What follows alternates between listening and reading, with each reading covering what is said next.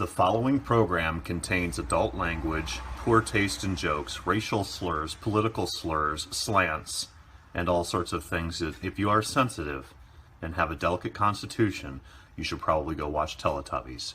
You were warned. Hey kids, welcome back to Roto Talk.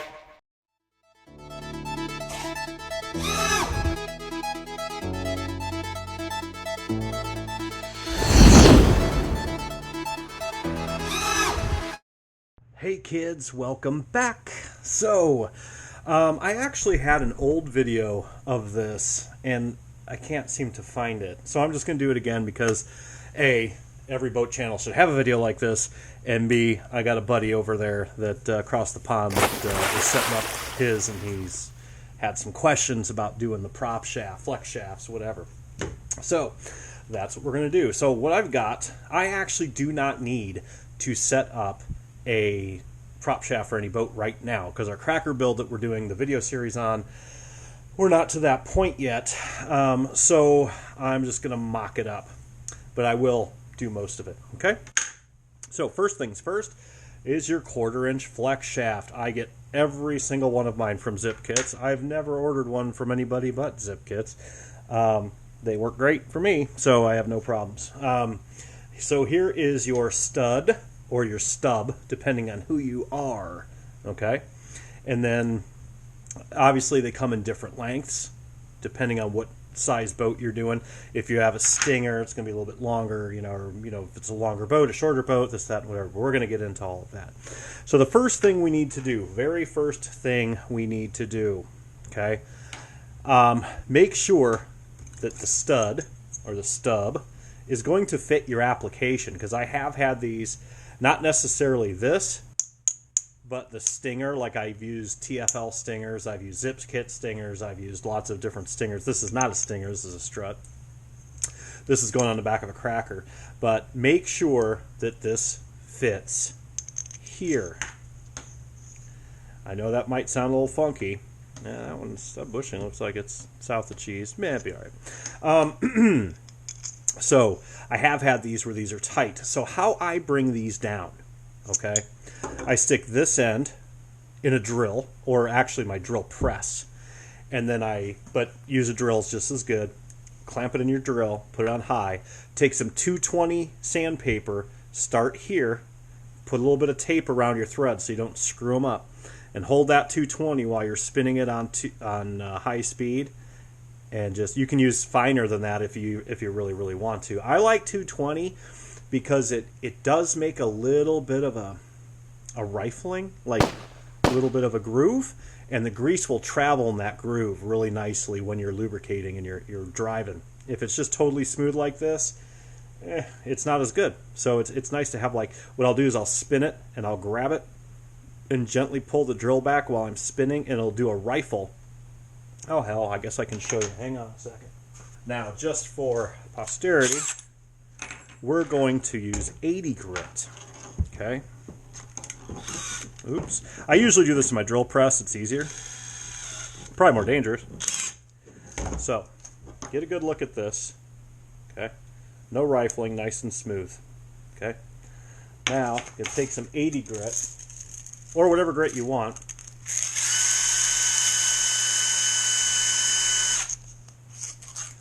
Like that. And that'll do two things. It'll put a little bit of rifling in there so your grease flows better. I don't know if you can see that on the camera, but it's very, I'll zoom in maybe. You got nice little threaded rifling lines in there, and the grease will travel in there better.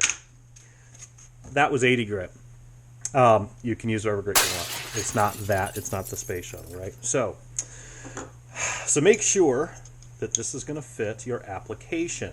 In this case, it already does, so I don't want to bring it down a whole lot. Next thing we're going to do is we're going to put in the drive dog. That's the drive dog. Okay? You have a set screw in here, depending on who you buy it from. It might be metric, it might be standard, whatever blows your skirt out. Okay? So we have a set screw. We're going to take it all the way out. Okay? Don't lose it. Now, we're going to slide our drive dog onto our shaft, And I'm going to take a prop. I just grabbed this out of my prop box. It's a good old hydroplane prop here. What is that? 2716. Is that right? Yeah. And then what I do, and this prop's been used. It's sharpened and it's notched a little bit. Make sure that drive dog fits in your prop. In this case, so-so. That prop needs a little bit of grinding.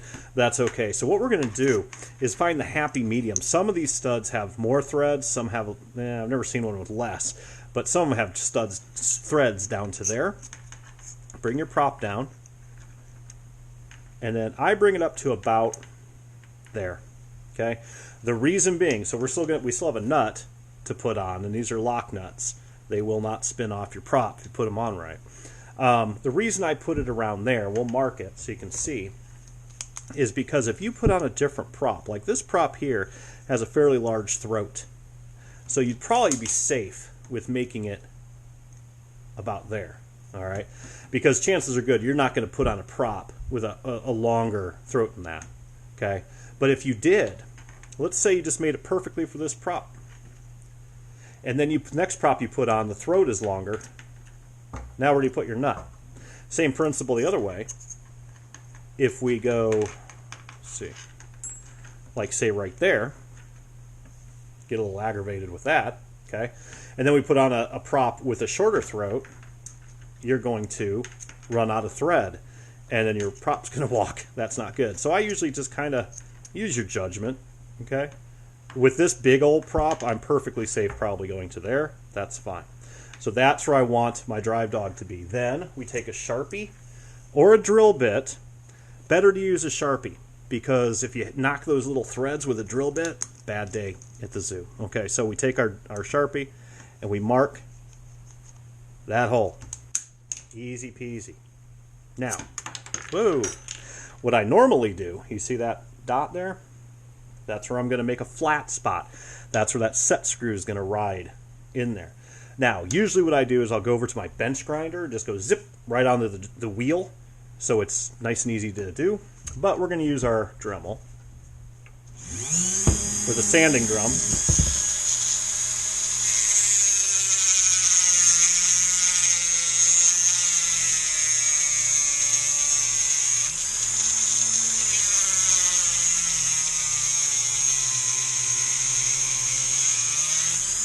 Okay? And that is all the flat you need. You see that? Okay? Perfectly fine. Now, another thing I do to make life easy is I'll mark that with black. Okay? That way when I slide on the drive dog, it's easy to see where I'm at. I don't know if that's showing up. You don't have to do that. Whatever. Okay? Then I take blue Loctite. Do not use red. No! Bad. Because if you ever have to take your drive dog off, you ain't. These set screws suck. You probably don't even really need to use blue. I'll tell you a trick on that. So slide it, make sure you're on your flat. Screw it till it just barely touches, and then kind of rotate a little bit. And you'll feel it clicky. And then make sure you're on the flattest spot of the flattest spot. Give it a good crank. Done is done. Okay, that's it. Let her sit. Thread lock, you're supposed to let it sit for at least 30 minutes. They tell you 24 hours. Depends on your mood, right? So, no big thing. Chances are good you're never taking this off anyway. If you do need to, I strongly recommend that you heat this up with a torch first. Even though it's blue Loctite, heat it up with a torch first, because these little set screws are pretty soft steel. Real easy to strip. Heat it up with a propane torch, spin off that set screw. Now you can put on your prop and your nut. Okay? It is that easy. I'm not going to put it all the way in. Now, we don't need the prop right now. Now I'm going to show you how we measure out for a boat. Like I said, I don't have a boat that's ready for one because our cracker box isn't done yet. But I will go ahead and pull the shaft out of a different boat, and I'll show you the same principle. Be right back. So, just to keep in the spirit of the build, that depending on how far in the future you're watching this, may be completely insignificant, we're going to pull the old shaft This is just a flat bottom A box cracker. Nothing fancy. We're going to pull the old one out. 2 5/8 wrenches for your collet. And we're going to yank that dude out. Okay? Easy peasy. So, now what we're going to do. You don't need the prop on for this, but you do need your drive dog. Do not do this without the drive dog on. So what we're going to do is we're going to slide in the shaft from the back all the way into the collet. All the way into the collet. Like that. Now, see that? That is all the way into the collet. So now what we want to do is we want to take a tape. Measure from either, whether this is a stinger or a strut or whatever, measure from the edge all the way to the back end of that drive dog. Okay? Now we've got 5 1/4 inches. What you're going to do is, now that you know it's 5 1/4 inches, this is the part that goes in the engine. You're going to measure 5 inches, make a mark, and cut that with your Dremel tool or whatever means necessary. You can cut it with anything that'll cut it. Now I use, God, what a mess. I'm doing too many things. Anyway, I use a cutoff wheel for my Dremel. It's a disc, and it's in this mess somewhere. Anyway, so the reason, now here's the interesting part, and I'm getting to that. We had 5 1/4 here, too much. Well, you can't cut off this end. I told you to cut off from here to here 5 inches. Why? What you always want to do is have whatever the diameter of your shaft, this is a 1/4 inch shaft, you want to have that gap of 1/4 inch in this case from the back of the dog to the front of your strut or stinger or whatever you're using. Okay? The reason you want, okay, so in this case 1/4 inch, you want a 1/4 inch gap. The reason being, you guys notice this looks like a spring? This is only for flex shafts. Rigid shafts, God help you, you don't need to do this. Because what happens is when you're under torque and you floor it and you spin, this will actually wind up. Okay? It's going counterclockwise, so your engine rotates counterclockwise, and it's going to literally, like a spring, if you were to take a spring and wind it up, it pulls up, and if you unwind it, it expands. This has the potential, I seriously doubt it's going to happen, to crink up about 1/4 inch. That's not going to happen. You don't have to be exact. I'm never exact. I just, 5 1/4, I'll cut it to 5. Better too much than too little. What will happen is, if you don't have a gap between here and the front of your stinger, whatever you're using, what will happen is, if this is pretty much flush against that, what's going to happen is you're going to, this will pull in a little bit, okay? Because it's going to wind, and once you get off load and the boat starts moving on plane, it'll unwind, okay? But what'll happen is there's no room. So it's literally going to pull when it does that. It's going to rotate, it's going to shrink, and it's going to pull out of the collet a bit. That's bad. You don't want your shit sinking down to the bottom of the lake. So here's what I'm talking about. Here's our strut. Normally we would be about 1/4 inch out. I'll show you on the existing one, okay? 1/4 inch out at least. If you make it flush, I guess we can do it like that. Hang on. Been a long life. All right. If we make it like this, bad things are going to happen. That cable's going to shrink up and pull out of the collet, at least a little bit, if not all of it. You want it to look like 1/4 inch-ish. Your shaft ain't shrinking up that much. If it is, that's some cold water. Okay? So, that's all you have to do. Now, if this is a straight shaft, you do not need to do this because it's not going to shrink. It's not a spring. Okay? Or if you use a square collet, where this end is square, it just sits in the collet, you don't have to do it there either. But I never use those. Those are like, just, I don't. This is the way I always do it. I use a standard collet. You always want about 1/4 inch. So, for a 1/4 inch shaft. If you have a 3/16 shaft, make it 3/16. Whatever. You get the gist. Okay. Then, so this was a 5 1/4 too much. So we're going to cut off 5 here. Does it make sense? Okay. So we're going to pretend we cut this off. Then what you want to do to make sure there's no burrs on the end of this thing. Hang on a minute. I'm getting there. Is you want to see that grind mark right on the edge? It looks like it's tapered a little bit. I go to my bench grinder or whatever you want. You can use an orbital grinder. Just turn your sander on and just get the burr off and then slide it in. That's all you got to do. All right. Then once it's done, you should be able to slide this all the way up. I'm going to clean this off here. Okay. All the way up. Look how much left I've got. Okay.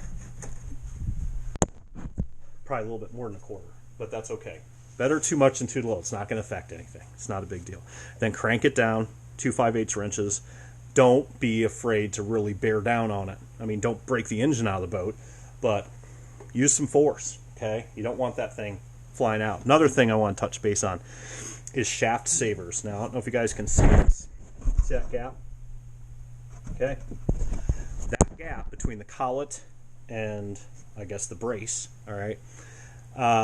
You could put what's called a shaft saver. I don't think I have any because I don't use them. It's basically a collet. Looks like a drive dog without the teeth on the end and a set screw. And you just put that around in that space around the shaft. And that way, if your collet lets go, your shaft doesn't come out and you don't lose your whole shaft, drive dog, and prop in the lake. All right? If you wrench down on your collet right, you will never lose that shaft unless it breaks. Okay? I'm telling. And if it breaks, meaning back here somewhere, it breaks, gets hot friction and pops off, you've lost it anyway because all you're going to save is the part that didn't, around the collar. I have never in my entire life lost a shaft because a collet came loose. I lost a shaft actually this summer because I was a dumbass and didn't tighten the collet before I threw the boat in. I greased the shaft and I put it in, threw it in the lake, and I'd done that like the night before and I apparently didn't tighten it and I lost a $50 prop, which really ticked me off. But anyway, it's my own fault. I've never lost a shaft just from a collet going south of cheese. Not once. Okay? So that is really it to setting up a flex shaft. Whether it's a strut, whether it's a stinger, whether it's a blender, whatever the case may be, always keep a gap in the back that's the same depth as the diameter of your shaft. Remember that, and you'll be fine. Measure twice, cut once, don't wreck your shaft. Always grease it up before you go out. Okay, I grease my shafts every single run. I might run for an hour and a half that day. I come up, I wipe it off, and about every 5 or 6 runs, I degrease the shaft because you saw in where'd it go? Okay, it's like a spring, right? Well, grease gets in those, all right. And the older the grease gets, and the more garbage you get in there, grease does 2 things. It lubricates your boat shaft, but it also keeps water out of your shaft tube to a point. Okay. But what happens is when your grease gets caked up and all that good stuff, it'll fill up these things. And you have old grease there and new grease on top, and it's not lubricating as well. So about, I don't know, 4 or 5 times I run a boat. This is not, you don't have to do this, but I do this. I'll take my shaft out of the boat, take a zip strip, put zip strips around it like this so it kind of opens these up.